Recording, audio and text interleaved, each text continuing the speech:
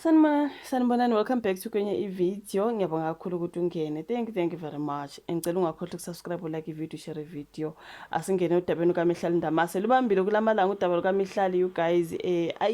Mina ngazi man. Udaba lukaMihlali ngoba lamadoda ashadile, uMihlali Ndamase. Mangabe uyamlandela uyamazi, the influencer, the YouTuber.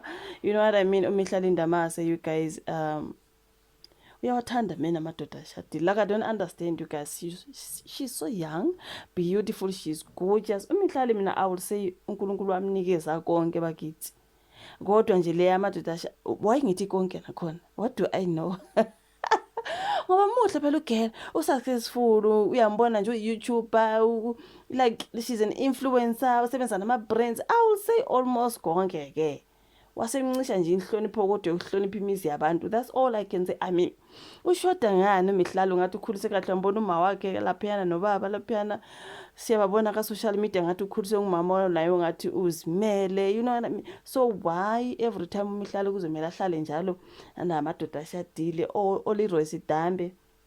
Angithi uyazi ukuthi watrenda kakhulu kuthiwa nguyochitha umuzi kaLeroy Sithembe, kodwa kwabuye kwathiwa hayibo ubathwele bevele benenkinga zabo, kodwa wangena ugeli bengakadivorce, kwaba yileyo nje imfish yonke watrenda ngoLeroy Sithembe. Bakhona bathi before there was another marriage, whatever it is, but right now ugeli uyatrenda ke about other married men. Ukhona waseZim kade ukukhulunywa ngaye kwathiwa hey njani boyfriend yakhe yaseZim. Ukhona lo waseNigeria obekuthiwa ke kuthiwa bafuna ukusuwa particular establishment ngoba bebe laphiyana, ngazi khona umuntu oye waba exposer because the guy is also married. Unkosikazi walobhuti wathi find out wavele yazi kuningi nje ugirl is just attached to married men. So mina yazi ukuthi girl abekho yini abangashadile, nkosi yami, like you are beautiful, you are so gorgeous.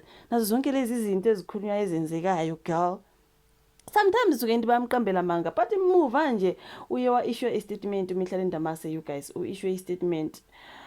I-statement lesi uthi kunendoda emlandelayo ke le ndoda le iyamstoka, iyamhlukumeza, into ikanjalo, ngisho napho umndeni wakhe, intoni you guys. Manje bazibuza ukuthi ifunani le ndoda, ngathi kuthiwa nguMichael Brits igama lakhe le ndoda. Mase ibuka lapha enkundleni zokuxhumana sibona kunesithombe futhi enonkosikazi wakhe nezingane zakhe.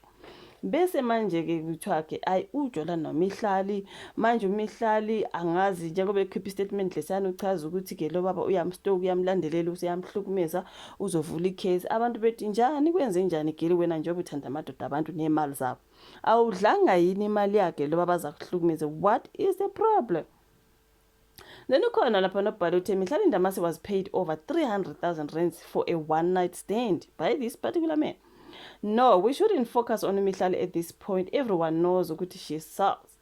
The focus should be on this man, Michael Brits, a whole married man paying that much money and even being made to sign a NDA so he can just, you know what? Such men are the biggest problem we have today. They can't control their what. They are willing to pay such amounts to women. Imagine imali engaka 300k for ini. Nakhona uthando alukhokhelwa la. So what is this nonsense? 300k for one night stand? And you wonder why these women overinflated egos, a sense of value. They feel entitled to a man's money because of these idiots, which has led to a hyperinflation on the dating market. Bakhuluma ngayo ke le ndoda you guys ukuthiwa ke ibilokhu inikeza uMihlali imali allegedly, okay? Kuthiwa ke lo baba ngathi ube lokho emnikeza imali uMihlali, kusho ukuthi ubefuna ukumdate, ubefuna ukuthi banjani, kodwa ube lokho emshaya nje ngezizumbulu zemali. uMimi even made Mike sign an NDA. Everything you see here was proudly sponsored by Michael Brits. But when Mike said Mimi vuli gate, Mihlali Ndamase refused to open the gate. Now Mike was refused entry to the promised land. There are receipts of diamonds, bags, clothes and more. F&B payments. uMimi lokho ethembisa le ndoda ukuthi nokuthi indoda lokho imshaya ngemali. Le ndoda eshadile eneyingane nonkosikazi, you know what I mean? Ikhona ade kwenza noMihlali elokuthi uMihlali ebiza imali ubhuti athumela, uMihlali abiza imali ubhuti athumela. Kuthe mase kuthiwa to the promised land, uMihlali wathi no. Kusho ukuthi le ndoda yasithi hayi uzongibona kahle mina, I'm not the one ke sisi.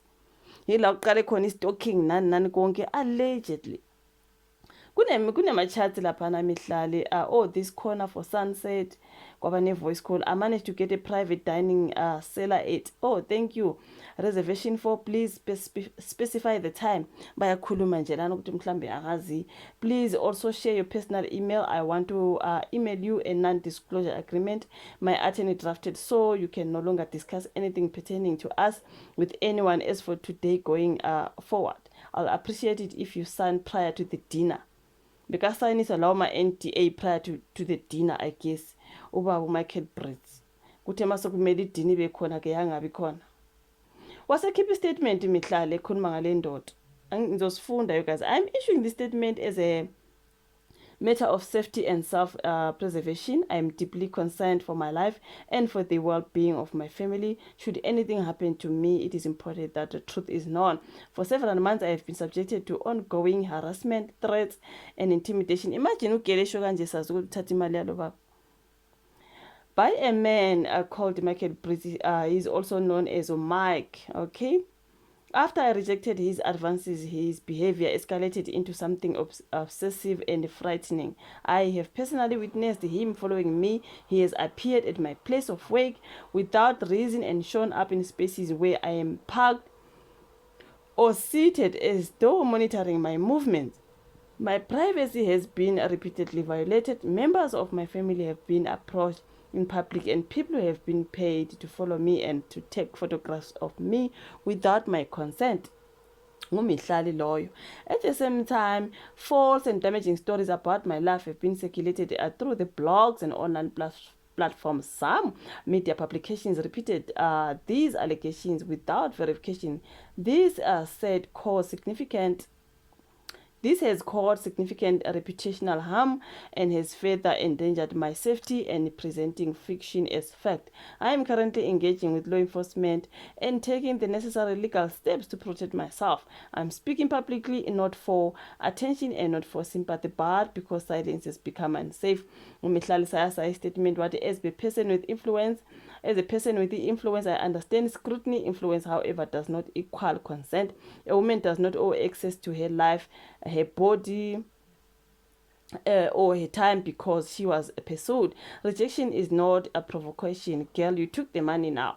Silence has cost me my peace. Speaking now is an act of self-preservation. We need to come to a point where men understand that courting a woman does not entitle them to you or your body. No means no. Ngumihlalo you guys angizuqhubeka ngoba statement sibe side. Sizoyenza ivideo ke yalo baba ese-expose umihlali yonke into okuthiwa yenzekile laphana ke lo baba azasitoka umihlali nje ngoba ke should bemshaya ngezimali. Umimi sekhipha le statement ethi lo muntu uyamstoka njani njani. Khona kokuvelayo ukuthi kuthiwa ke umihlali bekathatha malini kulo baba kanjani. Sizoyenza kwivideo elandelayo ngoba already isiyinde le video. Ngicela ulike, usubscribe, share, ufake notification bell yakho on bese sibonana bezayo. Bye.